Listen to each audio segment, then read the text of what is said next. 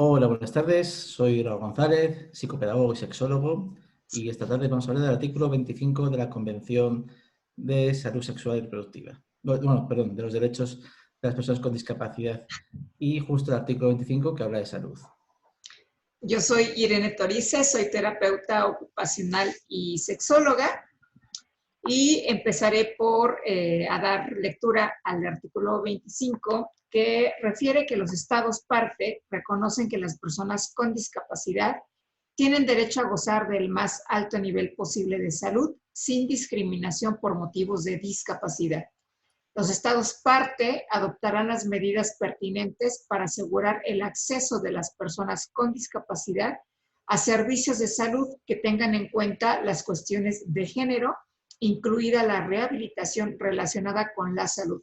En particular, los estados parte proporcionarán a las personas con discapacidad programas y atención de la salud gratuitos o a precios asequibles de la misma variedad y calidad que a las demás personas, incluso en el ámbito de la salud sexual y reproductiva, y programas de salud pública dirigidos a la población. Bueno, Irene, un artículo más que viene fantásticamente redactado porque están bien escritos y los que hay que desgranar y ver si realmente es algo que se está cumpliendo o no se está cumpliendo en nuestros estados, como estados parte, ¿no? Exactamente.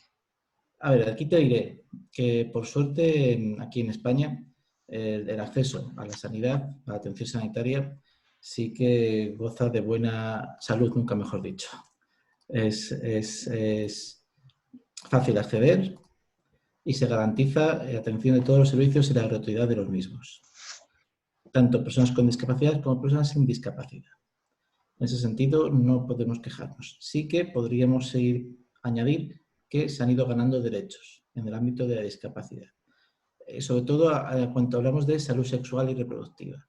Porque lo que es salud, fuera de la salud sexual y reproductiva, en cuanto es la atención, esa atención sanitaria, atención primaria, atención especializada, sí que se proporciona desde hace largo tiempo en la misma igualdad y calidad de derechos.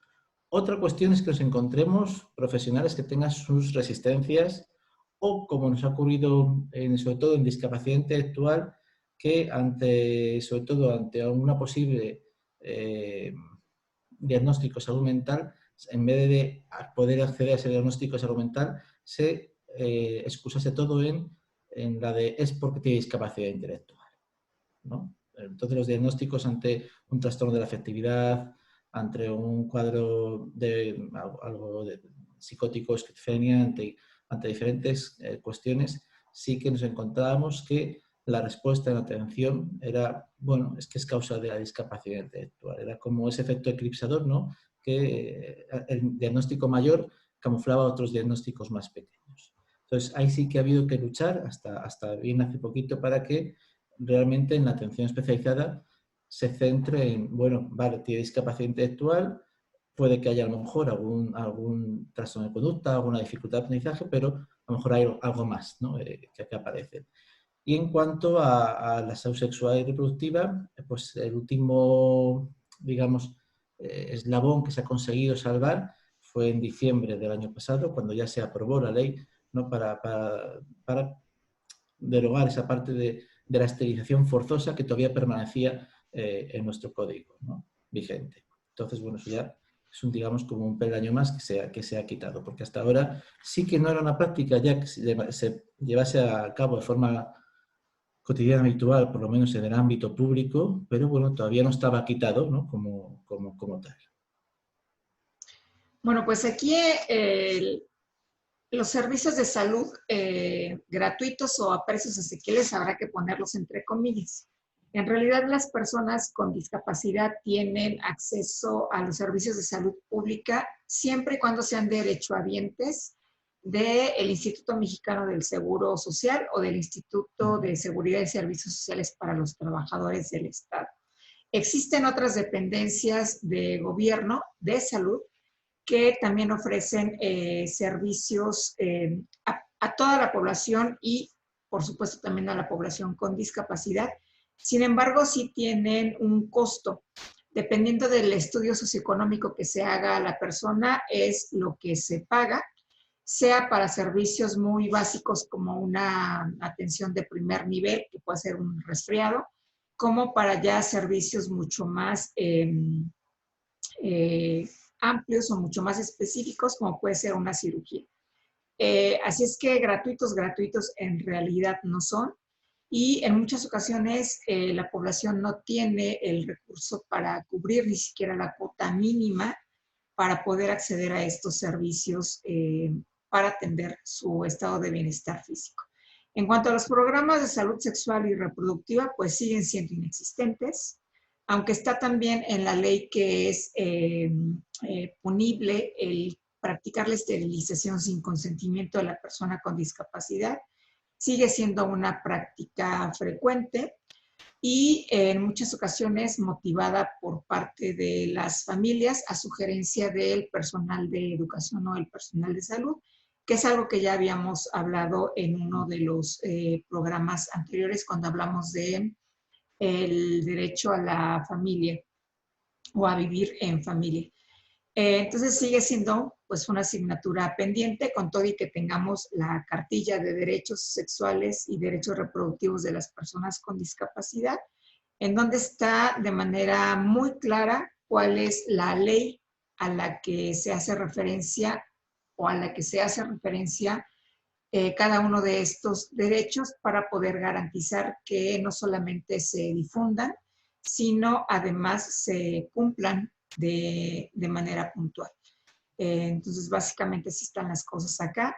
Insisto, la esterilización sigue siendo una práctica común, lamentablemente, en nuestro país, y de manera mucho más frecuente también en población con discapacidad intelectual o con discapacidad psicosocial, en donde con engaños se les lleva a realizar la cirugía, ya que nunca se les dice de manera clara cuál es el procedimiento que se les va a realizar, y con mucha más frecuencia a las chicas que a los chicos.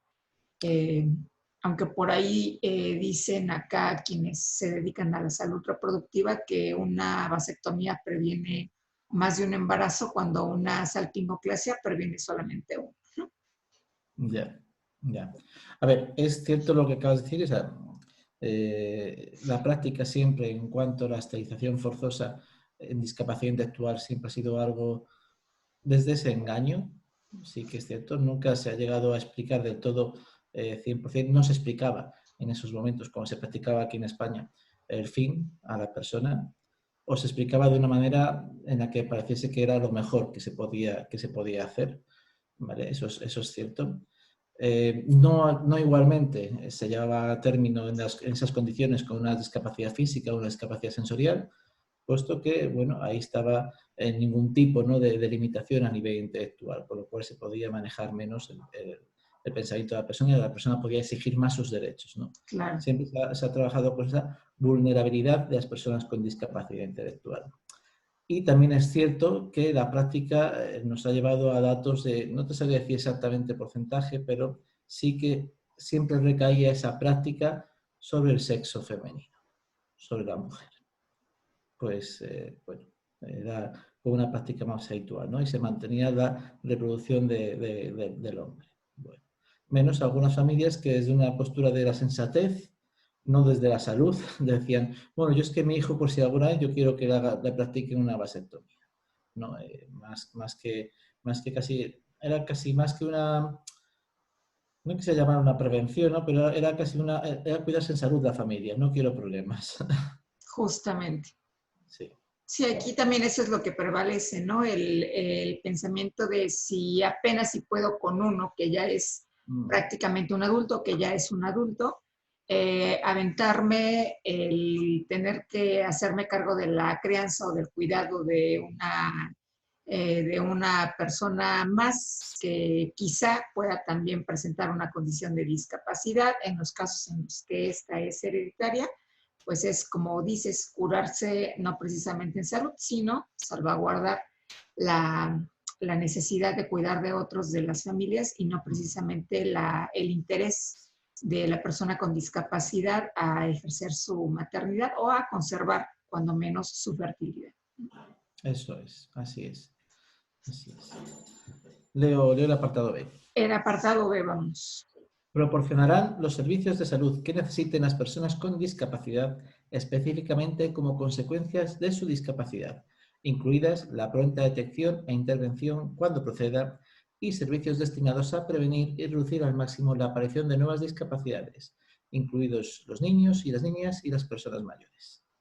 Bueno, a ver, sí que es cierto que dentro del ámbito de la salud, hoy en día sí que tenemos esas pruebas que vuelvo a decir que aquí está el servicio, bueno, cuando digo gratuito realmente sería mentir porque todo sale de unos presupuestos y de unas cotizaciones que hacemos en el día a día, ¿no?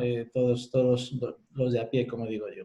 Entonces, bueno, pero sí, se mantiene ese servicio donde tú acudes y no tienes que llevar una fuerte cuenta bancaria para que te hagan la radiografía o si no falleces, ¿no? Como ocurre en otros países que conocemos. Bueno, sí que es cierto que aquí, desde dentro de esa medida de prevención, de prevenir, ¿no?, cualquier discapacidad que pueda venir asociada al desarrollo gestacional, sí que hay pruebas de triple screening para definir o ver o posibilitar si hay alguna posibilidad.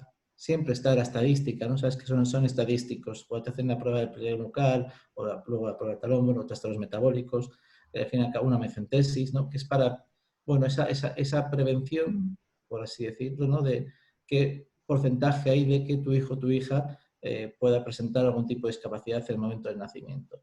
Sin contar que luego están lo que es justo cuando se va a dar a luz, ¿no?, cuando se produce el alumbramiento y las dificultades que pueden aparecer en ese momento, o luego o enfermedades en la primera infancia o traumatismos en la primera infancia, y claro, ellos son, ya no son que vienen, ¿no?, de nacimiento, sino que se desarrollan después. Pero sí que es cierto que cada vez hay mayor investigación y cada vez se pone más al servicio del público, del ciudadano, para esa prevención, ¿no?, desde los servicios tanto de atención primaria como de atención especializada. Las unidades de reproducción asistida también se encargan justo también de mirar esta parte dentro de la sanidad pública. Pues acá he de decir que las únicas pruebas de prevención de la discapacidad para reducir la aparición de nuevas discapacidades son únicamente el tamiz neonatal y la ingesta de ácido fólico durante el curso del embarazo por parte de las mujeres. En realidad no hay otras pruebas que se realicen a menos que se tenga la sospecha porque hay antecedentes en la familia de alguna condición de discapacidad, de que puede esta presentarse de nueva cuenta, o sobre todo cuando son de tipo genético o hereditario, aunque genéticamente sean de tipo recesivo, como en la distrofia muscular, que la mujer puede ser portadora, pero no quien presente en sí la condición. Pero salvo estos casos en donde sí hay un antecedente que pueda hacer alerta o dar alerta al personal médico, no hay otras pruebas de prevención de nuevas discapacidades que se incluyan en la atención de todo el proceso de la gesta de las madres o de las parejas que están en espera de un bebé, ¿no? De un hijo o de una hija.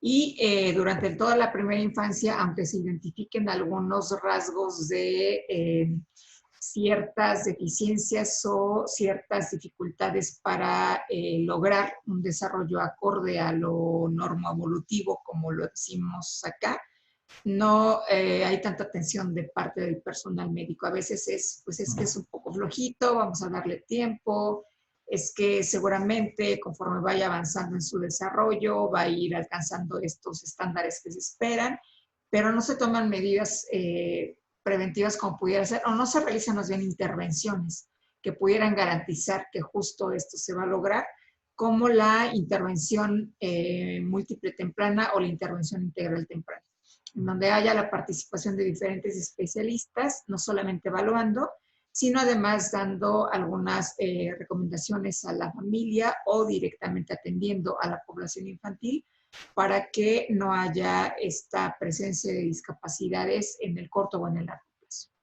Bueno, aquí comentaré a este respecto, Irene, que aquí también, por suerte, cada vez menos, pero sí que se encuentran casos donde las frases, como tú has dicho, bueno, a lo mejor es un poquito más flojito, irá avanzando, vamos a darle tiempo, que todavía uno se encuentra esa práctica, ¿vale? Sí que es cierto que hay cada vez menos, puesto que aquí la derivación a los equipos de atención temprana sí que funciona bastante rápido.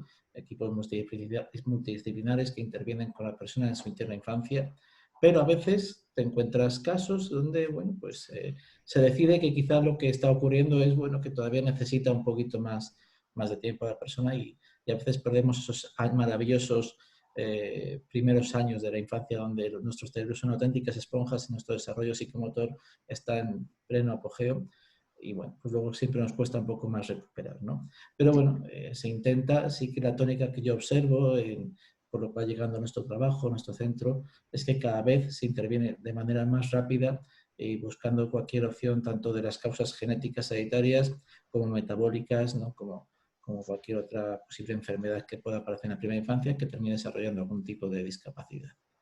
Bueno, poco a poco. Sí, habrá que seguir educando más a las familias. ¿Le va el Sí. siguiente apartado? Proporcionarán esos servicios lo más cerca posible de las comunidades de las personas con discapacidad, incluso en las zonas rurales, que acá es todo un tema. Y me voy a permitir seguir con el inciso D, que dice, exigirán a los profesionales de la salud que presten a las personas con discapacidad atención de la misma calidad que a las demás personas sobre la base de un consentimiento libre e informado, entre otras formas, mediante la sensibilización y respeto de los derechos humanos, la dignidad, la autonomía y las necesidades de la persona con discapacidad a través de la capacitación y la promulgación de normas éticas para la atención de la salud en los ámbitos público y privado. Empezamos con la primera parte. Decías que allí el tema rural es un tema, aquí en España también. Cada vez tenemos zonas más despobladas, que ya no es que solo afecte al área de discapacidad, afecta a cualquier área, ¿no? En cuanto de opciones de vida, ¿no? Fuera del ámbito de la ciudad. Incluso el acceso a los centros educativos y la atención primaria en temas de salud, ¿no? He puesto que encontramos con zonas donde cada vez te encuentras zonas muy monas, con mucho encanto, pero que viven 10 personas que para ir al hospital más cercano casi necesitan viajar en helicóptero para que les saquen de esa zona, y donde los alumnos, que cada vez se van cerrando más, ¿no? Los centros de recursos que se ponen en mancomunidades, donde hay un colegio para 5 o 6 pueblos de la zona y tienen que recorrer varios kilómetros para acceder. Claro, en ese sentido nos encontramos que el acceso a la educación de personas con discapacidad intelectual, bueno, nos encontramos que son centros educativos donde convergen personas de diferentes edades y con diferentes desarrollos educativos y evolutivos, incluidas personas con discapacidad, con lo cual sí que su atención se ve a veces bastante más limitada que si tuvieses un acceso en una gran ciudad, ¿no? Bueno, tampoco es tan grande, en una ciudad donde no estuviese fuera de la zona rural. Bueno, eso sigue existiendo, ¿vale? Sí que incluso la política que hay ahora mismo en ese sentido social es intentar no olvidar las zonas rurales y repoblarlas, incluso dando acceso y facilidades de compra de viviendas, de montar negocios en la zona, bueno, pues para que la gente joven se anime, ¿no? y marche. Pero claro, yo entiendo que sí, que montar negocio o dar posibilidades económicas de vivir está bien, pero quizá a lo mejor montar infraestructuras para incentivar ese desplazamiento, porque a mí personalmente poco me serviría poder tener una casa de estas de ensueño, como que, por lo menos en mi caso, que yo sueño, ¿no? con tu patio, con tu jardín, con tu tierra, poder montar un huerto y tener incluso tus propios animales, si luego no tengo ningún tipo de infraestructura a nivel sociosanitaria donde poder acudir ante una emergencia o ante una necesidad, ¿no? Entonces, bueno, pues sí, hay que repoblar y por supuesto lo que hay que es acercar todo ese derecho de bienestar que existe a lo mejor en la ciudad al mundo rural, ¿no? Y más en el caso de la discapacidad, que sí que nos encontramos, hay personas que quedan completamente desprotegidas, donde a lo mejor ante una discapacidad física que se podría haber intervenido desde atención temprana en esas edades, ¿no? Tan pequeñito, para hacer una buena rehabilitación, pues no se ha llevado a cabo, no se ha podido tanto esa rehabilitación psicomotora, como a lo mejor alguna intervención quirúrgica y demás, no se ha llevado a cabo en el momento adecuado y nos encontramos, bueno, pues que esa distrofia muscular ha crecido mucho. O nos encontramos personas con discapacidad intelectual que no han tenido ese apoyo, esa estimulación precoz, ¿no? Para poder a lo mejor paliar parte de esas dificultades de aprendizaje que necesitaba la persona, ¿no? Esas necesidades de apoyo educativo. Bueno, Sí, te puedo decir que aquí en está... cuestión de las zonas rurales son, a ver, ¿cómo organizo mis ideas?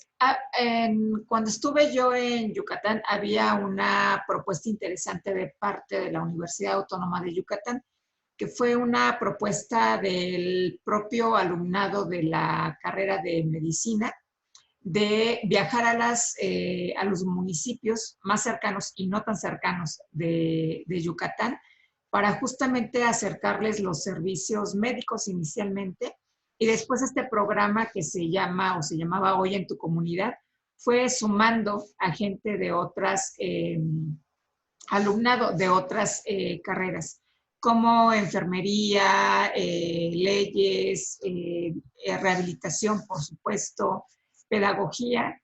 Y entonces éramos una marabunta de gente en la que viajábamos cada fin de semana a diferentes municipios justamente para llevar estos servicios y poder identificar aquellos casos que requirieran de una atención mucho mayor o mucho más especializada que la atención primaria que nosotros llevábamos, que además era un solo día para un montón de gente porque acudían más de 100 personas en cada visita, si no es que más de 200 o de 500, dependiendo también del municipio y dependiendo del tipo de servicios que estuvieran más o menos cercanos a ellos. Pero sigue habiendo comunidades, como tú lo dijiste, que si no sales en helicóptero, pues simple y sencillamente mueres en el camino, porque demoras 4 o 6 horas en trasladarte a la ciudad en donde hay transporte para empezar, y luego otras tantas para tomar el transporte a donde hay un servicio de salud o un servicio médico.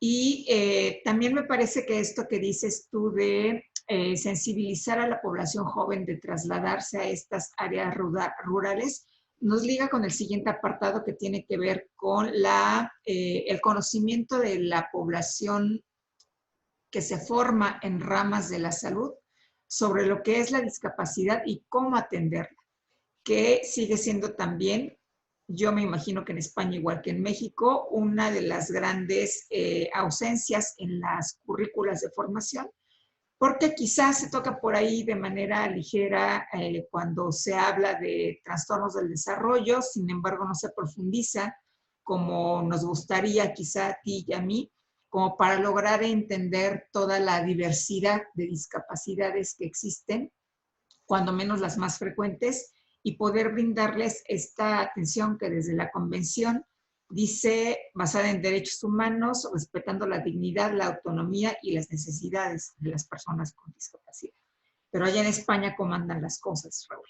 No, igual, lo has definido muy bien. Es decir, realmente en los planes de estudios, incluso partiendo ya no solo ciencias médicas, sino otras ciencias de salud, como puede ser la psicología, que se trabaje la discapacidad en sí, aparecen muy poquitas áreas curriculares, muy poquitos centros.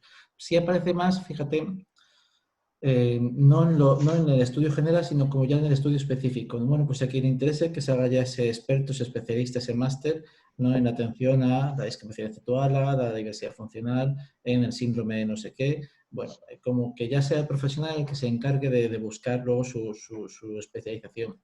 Lo cual me lleva a que está muy bien, y gracias a todos los profesionales que se especializan y nos dan atención en el área de discapacidad, pero sí que estaría genial que dentro de los planes de estudios reglados, generalistas, al menos se den esas pinceladas para manejar cómo atender. Es lo que te comentaba al principio, la dificultad que nosotros encontramos en cuanto a la salud mental de las personas con discapacidad intelectual, ¿no? Donde se atribuía ese efecto que te decía, ese efecto eclipsador a, bueno, es que tiene discapacidad intelectual, por eso da ese portazo, por eso está todo el día llorando en su habitación, por eso, no, es que había a lo mejor luego una patología, ¿no? De salud mental y no era por su discapacidad, ¿vale? Entonces, estaría bien que sí que se prestase esa atención, ¿no? Bueno, profundizar un poquito más. Tampoco digo, yo entiendo que luego son especialidades y cada uno que elija la suya, pero sí a lo mejor prestarse pequeña atención más a cuando llega alguien, poder investigar, no sé, a lo mejor presenta algún tipo de síndrome, algún tipo de dificultad en el desarrollo, tanto intelectual como psicomotor, bueno, pues sí, o metabólico, sí que sería interesante prestar esa pequeña más atención. Quería comentar esto de rural, que fíjate, Irene, cómo cambian las cosas, la despoblación y la desatención, y que antiguamente Lo que pasa es que no es algo positivo lo que voy a decir. Justo en las zonas rurales era donde se sacaba, en esos internados que había masivos, a las personas con algún tipo de malformación física, personas con una discapacidad intelectual, personas con problemas de salud mental, ¿no? Y para sacarles justo de ese área metropolitana más chic y que ellos quedaban excluidos fuera de la sociedad, ¿no? Entonces, el mundo rural siempre, por un lado o por otro, nos ha generado ese conflicto de por qué tenemos que estar en esos guetos que se masificaban fuera de las ciudades, y luego ahora es por qué los que vivimos felices y contentos no se nos atiende en nuestro medio rural, ¿no? Bueno, es solo esa pequeña pincelada de recordar, yo creo que de dónde hemos venido, ¿no? Casi todos los que trabajamos en el mundo de la discapacidad, Así de es. nuestros comienzos ha seguido siempre en áreas fuera, ¿no? Retirados, apartados, aquellos del monte Taijeto, ¿no? Que eran tirados por el monte, ¿no? Bueno, pues Y eso que lo es hacía feliz. curioso porque en la medida en que empezaron a crecer las ciudades o las zonas conurbadas, empezaron a ser parte estos centros de la ciudad y casualmente desaparecieron, cuando menos así fue lo que pasó en México, ¿no? Con lugares como La Castañeda, por ejemplo, que acogía o asilaba a personas con trastornos mentales o con discapacidad psicosocial, y que en cuanto la ciudad llegó a La Castañeda desapareció de manera prácticamente mágica. Seguramente pasó también con algunos otros centros Sí, y similares. por suerte algunos existen, pero se han ido reconvirtiendo y ahí existe una atención integral de muy buena calidad, ¿no? Estoy pensando en varios centros bueno, por suerte eso sí que algunos se han reconvertido y otros, como tú dices, desaparecieron, dejaron de existir. Y me imagino, claro, estamos hablando de años en los que yo no había nacido, me imagino Yo que tampoco. lo sé, Irene. Me imagino que bueno, se redistribuirían o de repente se dejó de dar atención. Me imagino que se distribuyó por la zona, ¿no? En otros centros y se fueron creando otros recursos, ¿no? Se fue haciendo ya una atención más, que es lo que nos dice la historia de la educación especial, no es atención más médico-psicopedagógica, pero bueno, que hasta llegar ahí nos encontramos todavía en el siglo XXI, nos encontramos realmente con zonas que no tienen esa atención cubierta. Es correcto. Pues vamos con el siguiente inciso, que es el E. Prohibirán la discriminación contra las personas con discapacidad en la prestación de seguros de salud y de vida cuando estos estén permitidos en la legislación nacional y velarán porque esos seguros se presten de manera justa y razonable. Y quizá ya leo la última también del F, Sí, impedirán que se nieguen de manera discriminatoria servicios de salud o de atención de salud o alimentos sólidos o líquidos por motivos de discapacidad. Mira, aquí en cuanto a lo que es la sanidad, en cuanto a lo que es la sanidad pública, no hay restricciones en cuanto a prestación de salud. Ahora, si hablamos de seguros de ámbito privado, ahí ya nos encontramos limitaciones. Donde, bueno, prima es un seguro privado, prima el crecimiento, ¿no? El desarrollo de la empresa, la economía empresarial. Entonces, a veces no me interesan personas con muchas patologías o donde voy a tener que hacer una inversión de mantenimiento de su salud. Entonces sí que hay limitaciones donde si te ponen, bueno, yo te puedo hacer este seguro de salud, pero estas patologías no te quedan cubiertas. O es más, seguros de accidentes, seguros de vida, por el hecho de tener una discapacidad, ya no quedas cubierto, no puedes acceder. También te diré, yo que soy usuario como persona con discapacidad, que ahora cada vez que me llaman a alguien para ofrecerme muy amablemente durante 10 minutos un seguro, entonces ya le planteo, mira, tengo discapacidad. Ah, bueno, pues entonces lo lamento, nada, no puedo. Es una manera de cortarles a los 30 segundos la locución. gracias por decírmelo, eso voy a hacer la próxima vez. Te están contando. Entonces, pero por un lado te da ese coraje de porque yo no tengo ese derecho, o sea, me vive reconocido y sin embargo, en cuanto les comento que tengo una discapacidad, de repente ya se corta la locución y alguien que era tan amable pidiéndote un seguro, deja de ser tan amable y te corta, te invita a, bueno, pues entonces lamento mucho, no podemos seguir comunicándonos. Bueno, entonces por eso te digo, lo que es la sanidad pública aquí en España no hay esa restricción, es más, se vela por ese derecho, ¿no? De ese acceso a la salud, pero en cuanto ya hablamos de sistema de salud privado, tanto seguros de salud como seguros de vida, seguros de accidentes, el hecho de tener una discapacidad es una limitación bastante grande.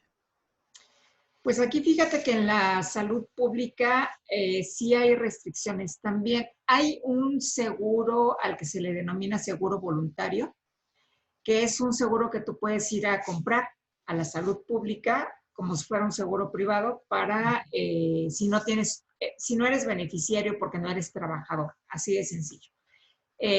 Y sí hay una serie de restricciones en cuanto a cuáles son las condiciones preexistentes por las cuales no te pueden vender el seguro, que es un seguro relativamente económico en comparación con un seguro privado o de una aseguradora privada, que tienen muchas más restricciones. Me parece que aquí en México solamente hay 2 compañías de seguros privados que no tienen restricción, ninguna para personas con discapacidad, pero esto se debió a que hubo toda una batalla legal hace algún tiempo en cuanto a una persona con discapacidad que no se dieron cuenta que la tenía, le venden el seguro y en cuanto empiece a evolucionar, que además era una cuestión degenerativa, en cuanto empiece a evolucionar su condición, empiezan a ponerle trabas para la atención.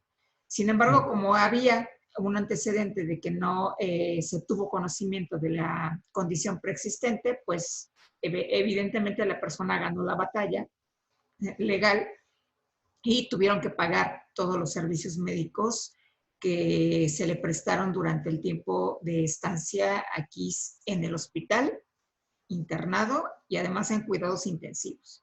Entonces sí es que también aquí habría la gente que revisar lo que dice la ley en cuanto a discriminación se refiere, aprovechando que tenemos justamente una ley para prevenir y erradicar la discriminación, en donde también establece de manera muy clara que no puede discriminarse por motivos de discapacidad o de salud a ninguna persona, ni siquiera para la prestación de estos servicios de seguros de salud.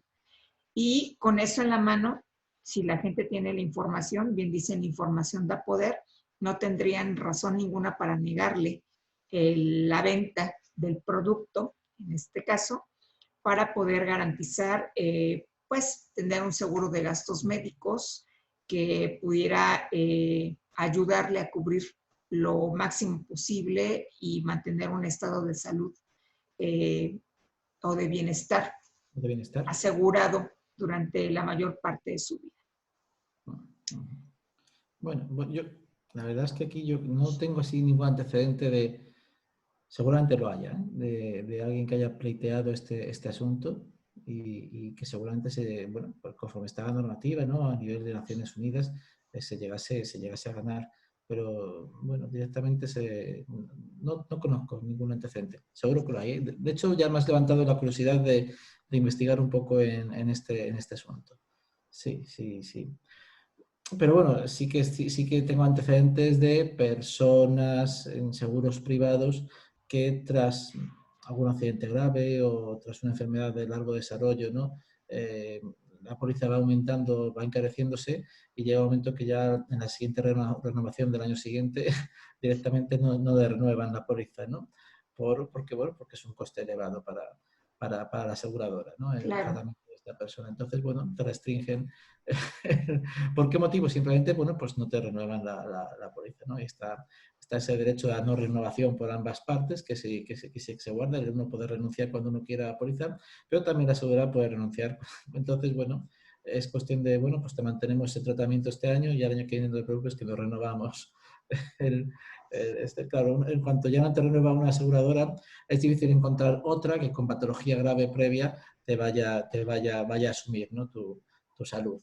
Entonces, bueno, confío en ese sentido en el sistema público de salud que no pone tanta limitación. Decía, no, aparte de que no hay discriminación en cuanto a servicios de salud, que te he comentado que no la hay, otra cuestión es que no haya una preparación adecuada para recibir a esa persona con discapacidad en un momento dado en algún servicio. Que como sí que dices, cuando son patologías las que entendemos como cotidianas, ¿no? Temas circulatorios, respiratorios y demás, pero cuando es algo más específico de discapacidad, nos encontramos ciertas limitaciones de entender qué es lo que le ocurre a esa persona y nosotros más en el área de la discapacidad intelectual, donde de por sí a la persona le puede costar expresar qué es lo que le está ocurriendo en ese momento. Por supuesto. Y bueno, pero sí que tenemos esa atención, ¿no? Luego ya que tengamos dificultades en hacernos entender, ya es es una limitación diferente. Pero sí que es cierto, no discriminación en cuanto a alimentación y demás, bueno, pues ahí entramos en que sí que existen recursos que intentan velar por esa atención y esa no, y que no haya esa falta, ¿no?, de disposición hacia las personas con discapacidad. Es más, entra dentro de esos colectivos de vulnerabilidad donde sí que se intenta prestar mayor apoyo. ¿Qué ocurre también? Que aquí vendría luego esa pequeña, ese pequeño pro, ¿no?, bueno, de todos los servicios sociales, esa manutención de gratuidad a colectivos más vulnerables, ¿no?, tanto del sector social como puede ser familias desprotegidas, familias provenientes de otros países, personas con graves enfermedades que impiden el trabajo, personas con discapacidades que también, bueno, pues si podemos mantener esa estructura, ¿no?, a nivel social. Pues ese es un tema económico, político, en el que yo no soy nada experto y no soy yo quien debate ese tema, pero que sí que sería, bueno, pues un punto a tener en cuenta a nivel Pero social. se supone que nuestros impuestos están trabajando para ello, ¿no? Bueno, Y esto me lleva, por ejemplo, al punto de el que no se pueden negar los alimentos sólidos o líquidos por motivo de discapacidad. Yo no sé cómo anden en España en cuanto a los comedores comunitarios como los que hay en Estados Unidos para las personas que viven en situación de calle, en donde, bueno, pues llegas, te formas y cuando menos tienes una comida o una bebida caliente. Aquí en México sí hubo estos comedores comunitarios que no eran gratuitos, tampoco es que costara, tuviera un costo exorbitante la comida, costaba 10 pesos mexicanos, que son como 50 centavos de euro, poquito menos, ¿no? Sin embargo, pues también es una realidad en México que no todas las personas con discapacidad que viven en situación de calle tienen estos 10 pesos para ir y sentarse en uno de estos comedores comunitarios. Y ahí sí, pues la cosa no anda tan bien, cuando menos en nuestro país. O si se refieren específicamente adentro de las unidades de salud pública, que a veces se puede restringir por cuestiones de estar previos a someterse a una cirugía o porque requieren hacerse algún estudio, y entonces hay esta restricción para consumir algún alimento o algún líquido previo a estos estudios de esta cirugía. Me parece que no, que tiene más que ver con el que todas las personas con discapacidad tienen derecho a la alimentación de cualquier índole y que esta debería ser en muchos de los casos también gratuita para ellos. mira, pues aquí tenemos la parte tanto de comedores sociales como de economatos sociales. El economato social son lugares donde se puede hacer una compra mucho más económica. Como tú dices, para hacer la compra económica está muy bien tener acceso a alimentos con un precio reducido, pero tengo que tener ese dinero para poder hacerlo, ¿no? Sí que llego muchas asociaciones, por ejemplo, yo sé que ahí en ese sentido Cáritas y demás sí que colabora bastante en ayudar, en darse una pequeña mejor cuantía. Sé que servicios sociales siempre uno puede hacer pedir una prestación económica y luego que se conceda. El tema es cuánto se demora en esa concesión. Conozco gente que hemos derivado de economatos sociales que están esperando un año. Entonces, y mientras tanto ese año ¿qué hace, ¿no? Hasta que llega esa prestación económica para poder acceder al economato social y comprar esos productos, no, pues tienes que esperar un año de demora. Y sé que ahora mismo los comedores sociales, con el tema de la pandemia, se han visto totalmente desbordados, tanto el banco de alimentos como los comedores sociales. ¿Por qué? Porque uno tiene la imagen, cuando dice, bueno, es que en España se vive bien, en España la gente no muere de hambre. Efectivamente, en España pues la gente no muere de hambre, pero mucha gente pasa hambre. Sí, hay un porcentaje bastante elevado de personas que viven por debajo de ese umbral del bienestar, el umbral de la pobreza. Entonces, bueno, a lo mejor no se muere la gente de hambre, pero mucha gente pasa hambre, mucha gente vive en situación de calle, mucha gente no tiene acceso a una educación, ¿vale? Entonces, bueno, sí, no sería mal España, no seré yo el que lo diga, que vivo de manera más o menos cómoda. Pero, bueno, sí que es cierto que hay una limitación. Y luego te vas encontrando picardía. Te vas encontrando que hay personas que tienen como esa picardía para acceder más rápidamente, ¿no?, a a estos derechos sociales. Y Así claro, pues es. justo a veces no son las personas con discapacidad intelectual, que se quedan en ese sentido algo más desamparadas y que son las instituciones las que tienen que ir detrás empujando para conseguir ese derecho no social de acceso a estos recursos. Bueno, eso ya son limitaciones que uno encontramos cada uno en su trabajo, ¿no? En el día a día. Pero sí funcionan, Irene, sí funcionan, pero sé que a día de hoy están saturados y no dan abasto y de hecho salen en el telediario frecuentemente las colas que ha habido durante la pandemia y que sigue habiendo en algunas zonas para poder acceder de mucha gente que ya estaba en situación de ser mural de la pobreza y personas que han ido perdiendo. Sabes que aquí la hostelería se ha visto muy afectada, personas que han ido perdiendo sus puestos de trabajo y han tenido que acudir porque poco dinero que entraba en casa pues, para mantener otra situación, ¿no? Como de servicios mínimos, a lo mejor del hogar, de la vivienda, y recurrir a otros servicios para la adquisición de alimentos. Y aquí fíjate que también ha habido algunas empresas socialmente responsables que han dejado de hacer por cuestiones de control sanitario algunas donaciones. Había una línea aérea que ya desapareció en México, que todo lo que no se consumía de alimentos cuando todavía daban más allá de los cacahuates y el refresco, todo lo que no se consumía de alimentos lo donaban a una casa hogar para personas con discapacidad en la Ciudad de México. Entonces, de repente yo veía llegar a estas chicas y chicos a el espacio donde trabaja y le decía, ese es de tal aerolínea, y me dicen sí, y ya preguntándome, ¿y qué es lo que pasa? No, pues es que al final del día todo lo que no se consumió nos lo llevan a la casa y pues ya es para que nosotros nos lo comamos, ¿no? A mí me parecía algo, la verdad, excelente, sobre todo cuando veo, por ejemplo, en las cadenas de hamburguesas, que si no fue la hamburguesa que yo pedí y reclamo, se va directo a la basura. Y yo me quedo con el ojo cuadrado, ¿no? Y digo, a ver, la hamburguesa está limpia, o sea, no habría la posibilidad de que se lo dieras a la persona que está aquí afuera pidiendo que le den una ayuda para echarse un taco a la boca. Y pues la respuesta es no, es que la política de la empresa es que todo lo que el cliente no consuma se va directo al basurero. Y verdaderamente a mí es algo que me enoja muchísimo, me indigna todavía más, sobre todo pensando en no solamente en lo que acabamos de leer de la convención, sino en los niveles de pobreza que hay no solamente en nuestros países, sino en todo el mundo, y que tienen a tantas personas pues literalmente muriendo de hambre, ¿no? A lo mejor no es la comida más sana, eso es una realidad también, sin embargo es algo que puede beneficiar de manera momentánea a una persona o a dos, en lugar de irse directamente al vertedero de basura. Recuerdo la primera vez que viví esa situación, Irene. Pues justo, yo soy poco de ir a establecimientos así de comida rápida, pero bueno, a veces me doy algún capricho. Y estábamos mi pareja y yo y pedimos unas hamburguesas y cuando ya te traen la bandejita, pero incluso antes es que ni siquiera habíamos llevado hasta la mesa, o sea que ahí donde en el mostrador, no, esto no es lo que hemos pedido, ay, y te cogieron y lo tiraron. Entonces yo me Sí. quedé como, perdón.